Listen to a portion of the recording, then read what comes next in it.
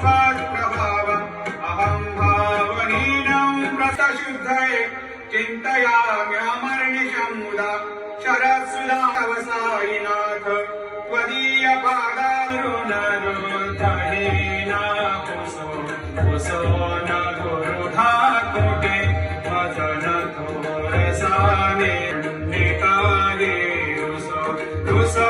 महिपते यति भजक तापसे रुसो खल पिशाय